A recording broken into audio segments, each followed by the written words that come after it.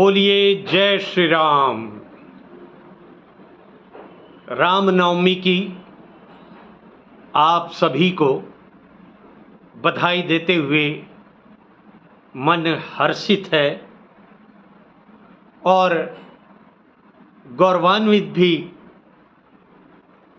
कि प्रभु श्री राम का आशीर्वाद जन मन पर बना हुआ है। भारत ही नहीं, समूची सृष्टि में, समूचे दुनिया में प्रभु श्री राम का गुणगान हो रहा है।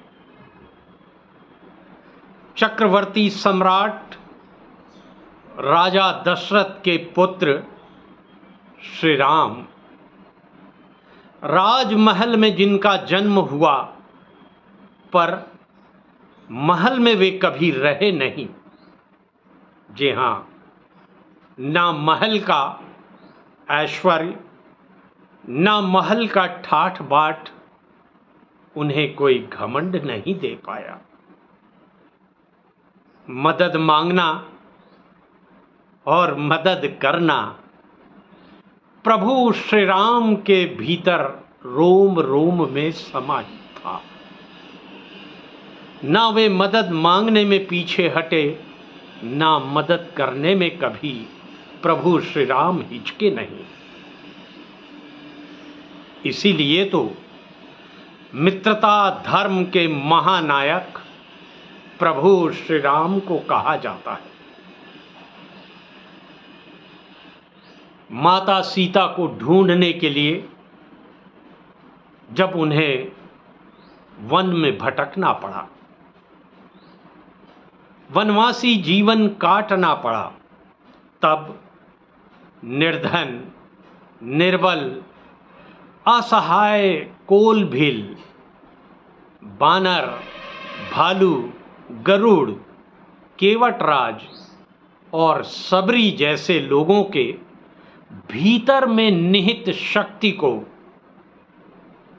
प्रभु श्री राम ने उजागर किया।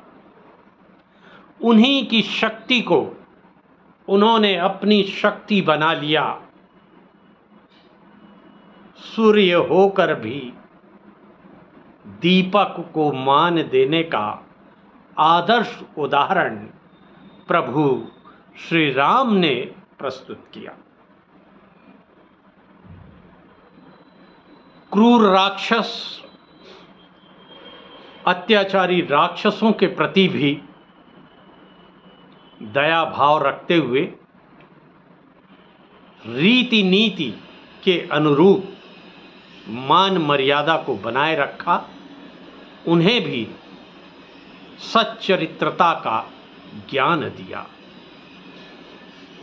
पशु पक्षी, नदी, पर्वत, पहाड़, ये सारे जो प्रकृति के आभूषण हैं, उन्हें प्रभु श्री राम ने गले लगाया। उनके संरक्षण के प्रति भाव जगाया और 14 वर्ष के अपने वनवास काल में वन और वनवासियों के हितैषी बने। तपस्या में तपना को ही उन्होंने अपना लिया। वे जन जन के राम बन गए। माता अहिल्या का उद्धार किया। सबरी माता को नवधा भक्ति का ज्ञान दिया। विभीषण को लंका का साम्राज्य और सुग्रीव का साथ देकर उनकी पत्नी रूमा को बाली से मुक्त कराया। बाली की पत्नी तारा को अभय दान दिया। प्रभु श्री राम का यही चरित्र आज समूची सृष्टि, पूरी दुनिया गाती है। रामायण से लेकर रामचरित्र तक विभिन्न भाषाओं में प्रभु श्री राम के चरित्र का गुणगान किया जाता है।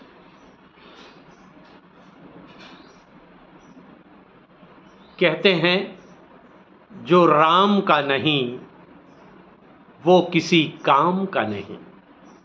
जी हाँ, राम सेतु का स्मरण आता है। जब राम सेतु बन रहा था तो सभी जीव जंतु राम सेतु के निर्माण में लगे थे। एक छोटी सी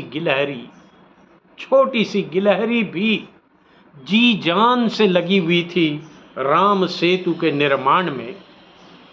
प्रभु श्री राम ने उस गिलहरी को देखा, थोड़ा मुस्काए और गिलहरी के कंधे पर यूं उन्होंने उंगलियां फेर दी। प्यार से गिलहरी की पीठ को अपनी उंगलियों से सहलाया। ऐसा कहा जाता है तब से लेकर अब तक गिलहरियों की पीठ पर जो 4 रेखाएं दिखती हैं वो प्रभु श्री राम की उंगलियों के ही निशान हैं।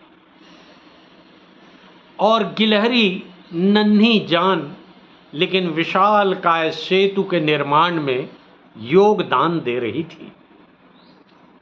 तो जनहितैषी कार्य में कोई जरूरी नहीं है कि आप बड़ा दान दें।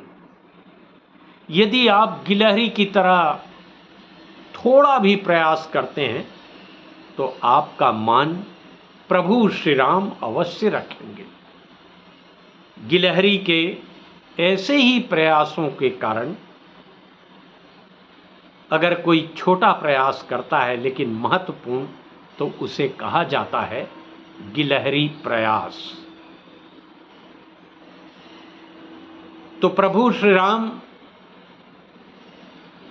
के जीवन से हम ये भी सीख सकते हैं कि तकलीफ़ें कितनी भी आए आप घबराइए मत,